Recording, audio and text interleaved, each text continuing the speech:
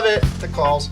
You'll eventually get the 20% back. That Silver Connect card is going to pay her co-payments. Remicade, I believe, is an injectable, and her hospitalization co-payments. And tell them to turn his Part B on.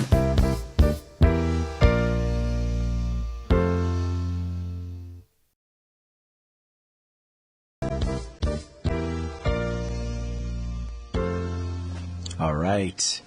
Today is Wednesday, the 15th of January, the original deadline for the exchange. But don't you worry, we've got a full hour to talk about fun stuff like Affordable Care Act. Of course, my people, my Medicare people, I can't wait for the phone lines to light up. I have some good knowledge about lots of stuff. All right, so patiently waiting is Phil Boyle. He is with the Access Health Connecticut, or Access Health CT. He's with the exchange. If you don't mind, let's try to be positive about the past 45 days. There are some glitches which we will go over, but let's let him speak his mind and tell us all the successes we're having. Phil, welcome to the show, Michael Regan. Hey, Michael, it's Phil Boyle. Thanks for having me. I appreciate pleasure. That. Great to hear your voice.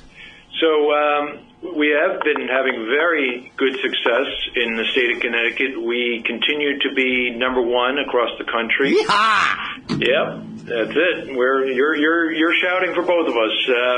So a couple of things I always like to point out when I speak. One is a lot of people don't know this, but the state of Connecticut was one of the few states across the country that decided to open up and manage our own exchange. Correct. And so we have always had stability. We were, unlike our friends up at the federal government, who as many people know, were down for a while there in December and had a lot of problems enrolling people. We were quite the opposite. Thanks to good people like yourself and your team, we were enrolling people constantly all the way through October, November, and December. And we have, for the third consecutive month, hit our numbers above the federal expectations. So that's a very positive thing. The other thing I always like to point out is we've had a lot of people come in who have enrolled in both what we call qualified health plans. These would be commercial health plans. Many people would be familiar with the company names, Anthem and Connecticut and Healthy CT. And so we have had about rough numbers. Don't hold me to the exact numbers since I don't have them right in front of me, but approximately 50% in those commercial plans and about 50% in the Medicaid plans. So Correct. We've had a very successful open enrollment period. And I have to compliment you because early on you forecasted way higher. 12,000 people is by no means a couple hundred. I Right. believe in rehearsal the other day, you and I spoke, you predicted about 62,000, and that's where it's coming in so far. That's right. Actually, that's incredible. It is. That is incredible. The federal government thought we were going to come in around 50, and to blow past that with shining stars is great. And again, we thank good people like yourself because you've been very active and very helpful. I know to your community especially. We appreciate you being out there and enrolling people and helping to meet that success. Well, I've got very good people to work with. Yourself, my friend Christopher Melee. I think Kevin Cunahan has done a phenomenal job. His experience in Massachusetts really set the table for him to come in with all the axe grinders that are going to try to knock him down. And he knows with the proper tech people, with the proper marketing, which the marketing has been phenomenal. If you haven't turned on your radio or the TV, I mean, the color orange is synonymous with exchange now for me. That's right. And I'm very proud to say that the exchange made us agents, not assisters or navigators. Those are only temporary. An agent has to get certified. We have to sign a broker agreement. We have to understand what a CBOA means. It's a silver plan, has a $30 copay. I'll go over that when Phil's off the phone. But all these things have been done since March. So one of the reasons our exchange, AccessHealthCT.com, has been successful is because, A, it's very user-friendly. That's right. My producer, Nick, and I are going to make a video and give it to you, Phil. We've discussed that. I'll just somehow find some kind of Affordability Act grant that I'll make up and talk to my accountant, but I'll pay Nick for his time. But all we need at this point is a little how-to video, and it basically will be exchange for dummies. This concept, people are enrolling. They are picking a plan. One question I keep getting, Phil, and I hope you have the answer. Can I change my plan? Will there be an open enrollment window? So the answer is yes. Right now, certainly we are in an open enrollment time now from starting last October of 2013 right up through March 31st of 2014. So people are allowed to change their plans during that time specifically. We kind of suggest they don't because, hopefully if they've worked with a qualified broker, they understand where they are and should probably stay where they are. It's not really advisable to jump around a lot, but, we still allow that. And then every year after that, we will have an open enrollment period. That's what I'm going to stick with. Yep. Because flip-flopping insurance is not a smart idea. It is not. It's hard to track the member ID number. It's difficult for us agents to know what plan you're on. So if someone calls me on the cell phone and says, just happened this morning, what's my prescription? Well, there's a $15 generic prescription for your CBOA. I knew it.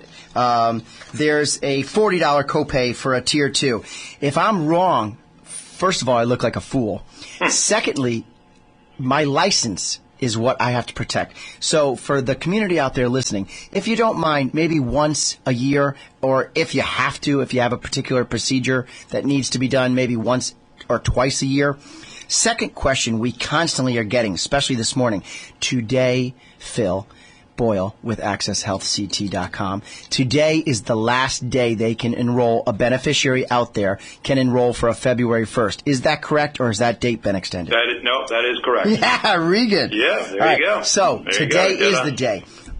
We are only open till 6 o'clock because I'm having dinner with my father and my oldest brother, Bill, Bill Regan out there, if you're listening, boy, have you been a good influence on me. Taught me how to get my first Sears credit card in college and taught me about my FICO credit score. Said, don't get much, just get a little, a shirt every 6 months, but it looks good on your credit. So we're only open till 6 today at the agency. If you have been a procrastinator, get on the website. We have, luckily enough, thanks to you, Phil, and all the other good people, we have been getting leads from the exchange because we're doing things right and we're putting people in place. So if you're in the Waterbury area, 203-757-6099, simply call. You'll need your 2012 tax return or a current pay stub. That's how we really get things set up. Phil, please tout some successes because it's going great. Yeah, it is.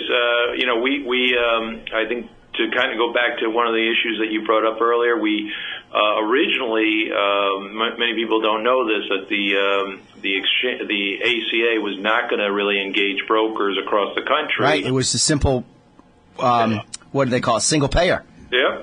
And they really kind of pivoted, which we were grateful for. And not only that, but they, especially here in the state of Connecticut, they saw the value of having brokers engaged. And then we also brought in in-person assisters, which help as well. But certainly the broker community has stepped up, which we're very proud about. And at this point, we have we have seen the broker community, people like yourselves and others, bring into the exchange through their professional advising approximately 27% of the people who have engaged the exchange. So that's beautiful. That's a big number. Yeah, sure. Out of 62,000, that's almost say 20 or high 19. Yeah. 17%.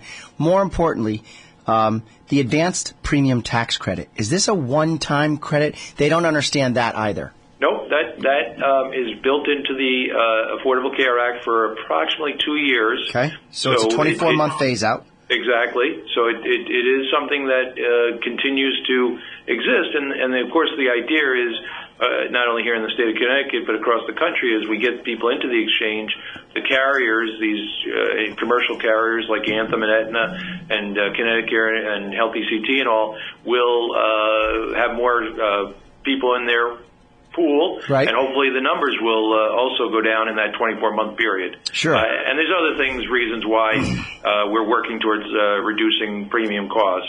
But right now, those advanced premium tax credits will be available for that 24-month phase out. And let's reiterate to the listening public, please don't be a fool. Don't squander it on Bud Light Draft and cigarettes. Yeah, Save your money. That's this right. advanced premium tax credit is a way for you to get your feet wet with insurance. Get yourself into the system. Maybe you get all your particular testing done and your MRIs, your CAT scans, your colonoscopy. All wellness, of course, through the exchange is covered at zero copay. But say there's a particular item you need done.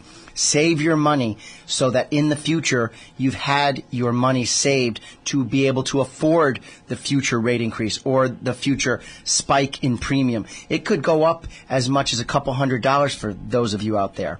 Right. I do see quite a lot of my older people, my seniors, enrolling under 65, because if they're over 65, they enroll with me through Medicare. But I see them enrolling.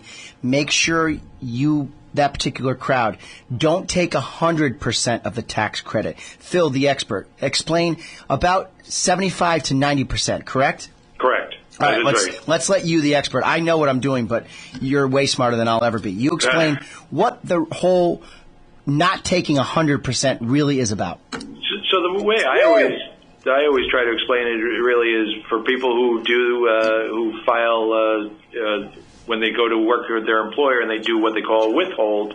It's whether you pay the government up front or in arrears, and it's the same kind of concept. So if you hold back on taking the full tax credit, either to your point 70 or 90%, which are good numbers, that way, should you miscalculate your income, you're not paying back the government at the end of the year when that time comes. Correct. Yep. So it's better to not be super greedy. Don't take 100%. Appreciate that you're getting something, some stipend, some advanced premium tax credit towards your insurance premium. And then also another client keeps asking me, at least 15 times the same client, because I convinced them to take a 75%.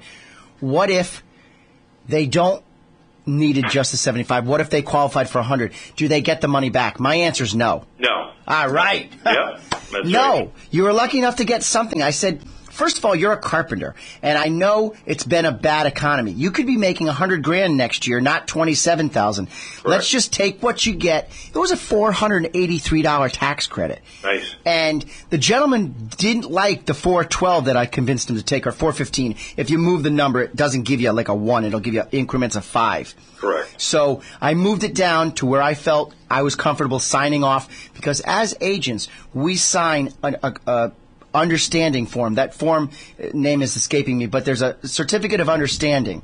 Yep. Okay. So we want to make sure that Right. the consumers are in good professional hands, and certainly the agent community is in that capacity. And I am not an accountant, so I am an insurance agent. I'm not an attorney like my buddy out in California. I'm not an accountant like my guy in Middlebury. I'm an insurance agent out of Waterbury.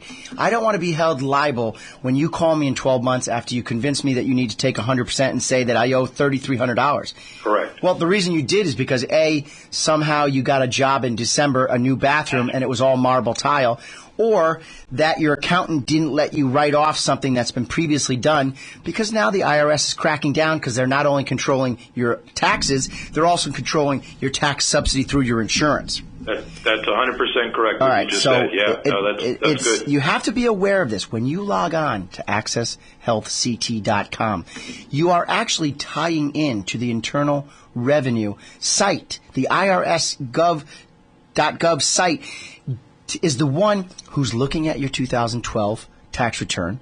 You are saying that my tax status, filing, married, filing together, or single filing, or head of household, whatever it is you're answering for the next 2 questions, and they ask you, and Phil will contest this, we see that you lived on this street. Well, yeah, we see that you previously lived in this town. They are starting to know who you are with your Social Security number. So let's be compliant, and let's not take this as a joke. And I have to say, Phil, you and your people, Jason Madrick, Kevin Cunahan, all of the people out there are doing such an ethical job. If you watch, which I probably sure you don't, but I do sometimes click on Sean Hannity or O'Reilly or that Greta has an excellent show. Greta Van Stud, Nick, producer Nick, we'll get it. But they're showing that the assisters, not in Connecticut, but there are other assisters out there who are saying, just say anything. That's not how we operate in Connecticut. Correct. We are ethical. We're by the book. If you don't know the answer, simply call the exchange at 1-855. Go ahead, Phil. 855-805-4325. Again, nice and slowly. This is a good time oldie show. 1-855. 805 805. 4325. Okay, that will be about a 4 to 10 minute wait. We're not going to say you're going to get through in 30 seconds, but don't question something. There are answers out there. By now, after a long 45 days plus another 15 as of today, 60 days into this, we know what we're doing. We've done it 6 days a week, 12 hours a day. The exchange has done it longer. If you speak Spanish, Italian, Polish, Albanian, another awesome language in this city, Nogaric, the Portuguese, they will find a language for you. It has happened with me where Edwin, my sister, got another language on the phone for me. Phil, did you know that? Yes. Incredible. 45 different languages. Right, so you're not left out in the dark. This has been a phenomenal Access Health CT extended minute. We're going to have Phil and his constituents on a regular basis. Nobody phoned in, which I wish they did. But if you need help, simply shoot them an email. You can shoot me an email. Producer Nick will give all that to you at the end of the show. But we're here to help. And please don't axe grind. It's only been 15 days. The cards are delayed. We appreciate that. Dave Fusco, a personal friend of mine at Anthem, was very professional, and I feel that was a well-done job, Phil. He came and said, you know what, the truth is we are behind. Yep. We'll own it. We will eat it. You can put it in the paper. It's in today's paper, right on the front cover. Absolutely. And they're owning it. Yes, there are some glitches, but we are trying as hard as we can. So the entire community is working to help the consumer. Us, you, right. Anthem, the carriers. You, the end user, the consumer. Absolutely. Yep. So, Phil Boyle with Access Health CT. Phil, congratulations on a major career upgrade. I'm very proud of you, and I am lucky enough to call you a friend. Absolutely, and we appreciate all the work you and your good people are doing, and we look forward to engaging Waterbury more and more. See you, buddy. All right, sir. It's a melting pot here in Waterbury. That's Phil Boyle with Access Health. We're going to take a producer Johnny K commercial break, and we'll be back in a few minutes.